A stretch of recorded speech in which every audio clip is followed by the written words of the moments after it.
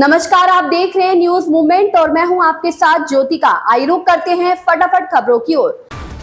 ए positive रक्त की कमी के चलते अरविंद पांडे ने किया आशा ब्लड बैंक में रक्तदान। सॉफ्टवेयर इंजीनियर किशन अग्रवाल ने रक्तदान संस्थान से प्रेरित होकर किया स्वैच्छिक रक्तदान। रक्तदान संस्थान द्वारा Asha charitable blood centre Balipur Pratapgarh के रक्त कोष में ए पॉजिटिव रक्त की कमी के चलते सूचना मिलने पर संस्थान के माध्यम से नियमित रक्तदान करने वाले रक्तदाताओं को सूचना देकर विभिन्न अस्पतालों में भर्ती मरीजों का जीवन बचाने हेतु स्वैच्छिक रक्तदान करवाया गया। रक्तदान करने वाले रक्तदाताओं में अरविंद कुमार पांडे उम्र 38 वर्ष निवासी रामजीपुरम देवकली सरोज चौराहा प्रतापगढ़ द्वारा ए पॉजिटिव का रक्तदान आशा चैरिटेबल ब्लड सेंटर के रक्त कोष में जाकर किया गया। संस्थान के अध्यक्ष निर्मल कुमार पांडे द्वारा रक्तदाता को प्रशस्ति पत्र देकर सम्मानित किया गया। इसी क्रम में संस्थान की जनसेवा से प्रेरित होकर जिला चिकित्सालय प्रतापगढ़ के नेत्र रोग विभाग में तैनात डॉक्टर प्रकाश राय की प्रेरणा से डॉक्टर शुभम खत्री निवासी टक्करगंज बाबागंज प्रतापगढ़ जो पेशे से चिकित्सक है और उनके द्वारा आशा चैरिटेबल ब्लड सेंटर जाकर अपनी जांच कराई गई। ओम प्रकाश गुप्ता की रिपोर्ट। लोकपाल मनरेगा की जनसुनवाई में पलियन नाथ धाम के विकास की हुई मांग। प्रतापगढ़ लोकपाल मनरेगा समाज शिखर की जनसुनवाई में आज बाबा बेलखर नाथ धाम ब्लॉक के गोई ग्राम पंचायत स्थित पलियन नाथ धाम के प्रमुख कार्यकर्ताओं ने प्रतिभाग कर धाम के विकास में मनरेगा की भूमिका तय करने की मांग की। वहीं काला कांकर ब्लॉक के वडेरा ग्राम पंचायत के सचिव ने लोकपाल के समक्ष निर्देश के क्रम में उपस्थित होकर ग्राम के अधूरे कार्य को पूर्ण कर अविलंब आख्या उपलब्ध कराने का संकल्प व्यक्त किया। लोकपाल की जनसुनवाई व संवाद कार्यक्रम में काला कांकर ब्लॉक के वडेरा ग्राम पंचायत के सचिव प्रभांशु पांडे ने लोकपाल के समक्ष उपस्थित होकर 10 मार्च को ग्राम में हुई लोकपाल की जांच व दिए गए निर्देश के क्रम में समस्त अपेक्षित कार्यों की पत्रावली प्रस्तुत की। लोकपाल समाज शेखर ने सभी कार्यों की पत्रावली देखने के बाद सभी कार्य को तय समय सीमा के भीतर मार्च से पूर्व पूर्ण कराकर फोटोग्राफ सहित आख्या अनिवार्य रूप से उपलब्ध कराने का निर्देश दिया। ओम प्रकाश गुप्ता की रिपोर्ट। इन डंफरों की वजह से आए दिन कोई ना कोई दुर्घटना होती रहती है, प्रशासन ध्यान दे। उन्नाव के अजगेन कोतवाली क्षेत्र के नवाबगंज कस्बा स्थित बाबा होटल के पास डंफर से टकराए स्कूटी सवार युवक हुआ गंभीर रूप से घायल। यह बड़े डंफरों से कई बार कोको कोला फैक्ट्री के पास और लखनापुर गांव में भी बड़ी दुर्घटना हो चुकी है। उसके बाद भी प्रशासन चुपचाप मौन है। वहीं पर क्षेत्रीय ग्रामीण का कहना है कि इन गाड़ियों की वजह से रात और दिन में आने जाने लोगों को समस्या का सामना करना पड़ता है। यह डंपर वाले टोल टैक्स बचाने के चक्कर में नवाबगंज गौरा कठेरवा लखनापुर होते हुए लखनऊ जाते हैं और इतनी तेजी से चलाते हैं कि आए दिन कोई ना कोई दुर्घटना होती रहती है। शासन प्रशासन और क्षेत्र विधायक और सांसद को ध्यान देने की जरूरत है जिससे ग्रामीण जनता को सहूलियत मिल सके। उन्नाव से ब्यूरो चीफ मेराज की रिपोर्ट। जवान को नहीं मिला सम्मान। एसएसबी जवान की मौत पर सपा जिलाध्यक्ष देवी प्रसाद चौधरी ने आरोप लगाया कि यादव होने के चलते जवान को जिला प्रशासन ने सम्मान नहीं दिया। जवान की घर आते समय मौत हो गई थी। बिहार के मधुबनी जिले में एक दिन पहले रेलवे ट्रैक जवान का शव मिला था। जवान का पार्थिव शरीर गांव पहुंचने पर गांव में शोक की लहर छा गई। अंतिम दर्शन के लिए लोगों की भीड़ उमड़ पड़ी थी। पुलिस के गार्ड ऑफ ऑनर देने के बाद अंतिम संस्कार किया गया। जिले के सपा नेताओं ने जवान के घर पहुंचकर श्रद्धांजलि दी। जिले का कोई मजिस्ट्रेट या अधिकारी जवान के सम्मान में नहीं पहुंचा था। सत्ता का कोई जनप्रतिनिधि भी शोक व्यक्त करने नहीं पहुंचा। बिहार के मधुबनी जिले के राजनगर थाना क्षेत्र में एक दिन पहले रेलवे ट्रैक किनारे मिले एसएसबी जवान का पार्थिव शरीर शुक्रवार को गांव पहुंचा। अंतिम दर्शन के लिए सैकड़ों की संख्या में भीड़ उमड़ पड़ी। लोगों ने श्रद्धांजलि दिया। इस दौरान भारत माता की जय के नारे भी लगाया गया। संतोष गुप्ता की रिपोर्ट। देख सकता था तो सरकार से कई बार मांग किए थे कि मुझे मेडिकल पेंशन पे घर पर छोड़ दीजिए, हम घर पर से ही दवा करेंगे, घर पर रहेंगे। तो सरकार ने नहीं इस बात को माना। हम आज भी सरकार से यही सवाल करने वाले थे कि हम तो जानते थे कि वो हैं, चोट लगी है, तो हम ये पूछने वाले थे कि भैया सरकार हमको हमारे पति को हमारे हवाले कर दीजिए पर मेडिकल पेंशन पे। भाई वो ऐसे खाली हाथ आएंगे तो हम बच्चों को कैसे पालेंगे? ये बात आप खबर दीजिए, फैलाइए। हमको कुछ भी कोई दिक्कत नहीं, पर सरकार का क्या फर्ज, क्या जिम्मेदारी है? जब वो बीमार है, नहीं देख पा रहे, तो नहीं देख पा रहे, मतलब उनको घर भेज दीजिए। कोई नहीं देख रहे हैं, बताइए बैरक से घर पर भेज दीजिए ना। हम तो ये कह रहे हैं कि ठीक है, हम तो मानते हैं कि मेरे पति मेरे साथ रहे।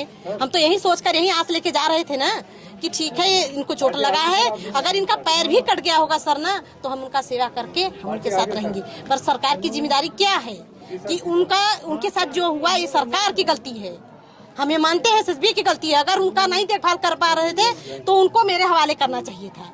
सरकार को पैसा देने में कष्ट था, आज चेक हमको क्यों लेके आई, एसएसबी चेक क्यों लेके आई? ये चेक एसएसबी को वो चेक दिखाइए, कहिए ले जाइए, एसएसबी दान दे रहे हैं, हम दान दे रहे हैं, अपने बच्चों को मजदूरी करके पालेंगे हम। क्या करेगी एसएसबी मेरे लिए? मेरा पति ला कर देगी मुझे? चेक दे रहे थे ये? हाँ वही चेक रखा है, बताइए चेक लेके आए हैं। हम यही बात आज हम तो चूक गए, हम पूछ रहे हैं, हम चूक गए ये सर कि हम आज जा रहे थे यही सवाल करने के लिए कि मेरे पति को मेरे हवाले करिए, आप नहीं देख पाएंगे, चोट लगा है, हम उनको देखेंगे, हमें मेडिकल पेंशन चाहिए। हम यही कहने आज जा रहे थे तो ये हुआ। तो ठीक है, एसएसबी की जिम्मेदारी नहीं है तो ये जो चेक है ये एसएसबी को हम दान दे रहे हैं। जब मेडिकल पेंशन देने पे एसएसबी को कष्ट था, आज मेरा पति मेरे साथ नहीं है, एसएसबी की गलती है, चूक हुई है एसएसबी से। जब नहीं देख पा रहे थे तो मेरे पति को मेरे हवाले करना चाहिए था। कई बार मेडिकल पेंशन का मांग किए थे, क्यों नहीं दिए? लिखित है। लिखित तो हमको इतना तो हमको बताए होते, घर पर अपनी पत्नी को हर बात तो बताते नहीं, मुंह से बताते होंगे ना, कागज से नहीं बताते होंगे। कागज से अगर हमको बताए होते आज वही कागज हम सब यही ला कर देते।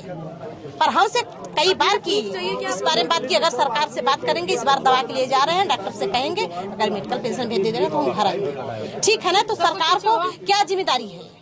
आज चूक मेरा पति मेरे साथ नहीं है, एसएसबी की गलती है, मैं नहीं ऐसे गलती देती। अगर कब पता चला बेटा कि पिताजी के साथ ऐसी घटनाएं? पता तो सर आज सुबह ही चला है जी। और पता ये कल एक इंसान का फोन हम लोग किए, कॉल मम्मी की, तो वो कोई और बंदा उठा रहा है, कह रहा है कि आप कौन है, कहाँ से, पूरा इन्फॉर्मेशन लेने लगा। हमें तो क्या पता था कि ये सब होगा। ये वो कैसे बैरक से अपने बाहर निकले, सिक्योरिटी गार्ड नहीं थे, कैमराज नहीं लगे थे, कुछ तो छानबीन करनी चाहिए कि हमारा एक एसएसबी का मेंबर गायब है, कहाँ गया वो? नहीं मतलब वो मेडिकल से चल रहे थे, वो डंडे से ड्यूटी दे रहे थे, तो मतलब कि वो यूजलेस हो गए। हमको तो ये लग रहा है कि गवर्नमेंट ये सोच रही है, लेकिन ऐसा नहीं सोचना चाहिए सर। आज हमारे पास बस हमारे 2 भाई और हम, ये अब कौन है? न दादा है, न दादी है, न पापा आप रह गए। हमारे परिवार में अब मात्र इतने लोग ही बचे हैं। अब क्या करें हम लोग? परिवार का पूरा संचालन वही करते थे? हाँ वही इकलौते थे, वो आते थे तो हम लोगों को जो काम बचा रहता था वो होता था, वहाँ से वो जो कहते थे सो यहाँ पे होता था। ये गवर्नमेंट की गलती हमको लग रही है, क्यों वो नहीं देखे कि वो बैरक से बाहर निकल रहे हैं, सिक्योरिटी गार्ड कहाँ थे? बच्चों का कौन जिम्मेदारी? अब कौन जिम्मेदारी लेगा?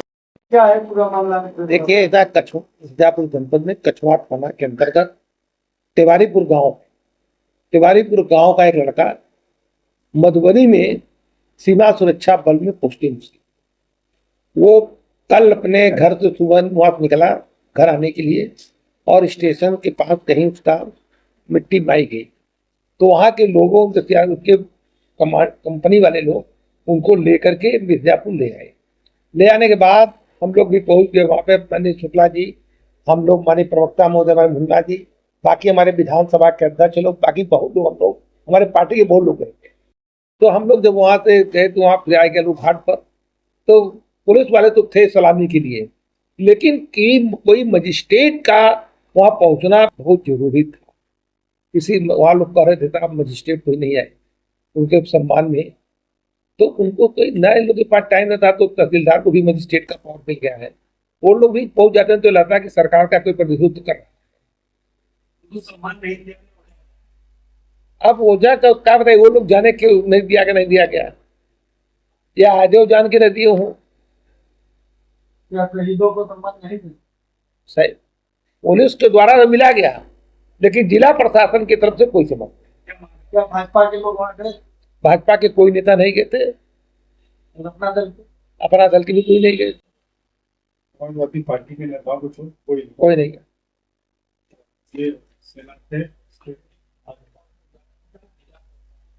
यहाँ के जनप्रतिनिधि जो है सब संवेदनशील, ये सब सत्ता के मद में चूर हो चुके हैं। इनसे शहीदों से, स्वतंत्रता सेनानियों से इनसे कोई वास्ता सरोकार नहीं। क्या है पूरा मामला, क्यों बढ़ गया अध्यक्ष? नहीं तो हम बता रहे ना कि वो कोई पहुंचा नहीं लोग, और नहीं। अरे कोई नेता, MP, MLA न उनके प्रमुख, कोई भी नहीं पहुंचा वहां का।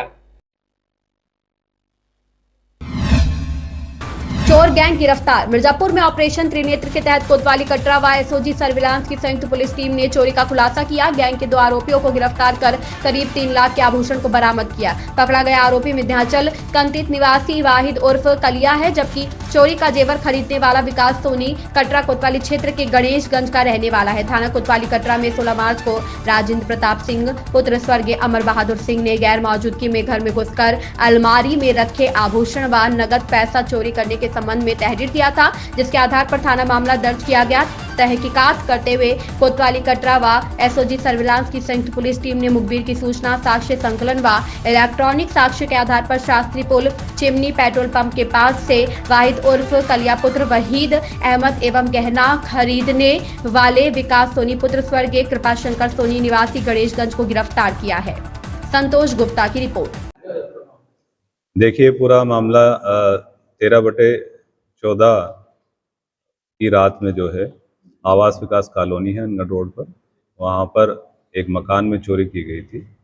उसका मुकदमा 68/25 थाना कोतवाली कटरा में लिखा गया था। उसके बाद हमारे एसएसपी सर के निर्देशन में टीम गठित की गई। कोतवाली कटरा एसओजी प्रभारी सर्विलांस टीम सभी ने मिलकर जो है ऑपरेशन त्रिनेत्र के तहत जो कैमरे लगाए गए थे, सीसीटीवी फुटेज के माध्यम से जो है चोर को ट्रेस आउट किया गया, चिन्हित किया गया और उसे गिरफ्तार कर चोरी का सामान बरामद किया गया है। कितने लाख की चोरी? ये लगभग देखिए 7 से 8 लाख की चोरी जो है वादी ने बताया था। उससे काफ़ी जो अभियुक्त है उससे माल बरामद किया गया है तथा उसने चोरी का माल जिस व्यक्ति को बेचा था उसकी भी गिरफ्तारी की गई है।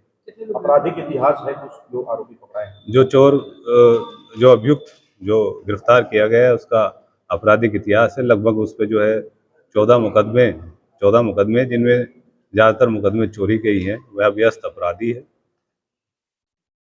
इन खबरों में बस इतना ही। बने रहिए न्यूज मूवमेंट के साथ।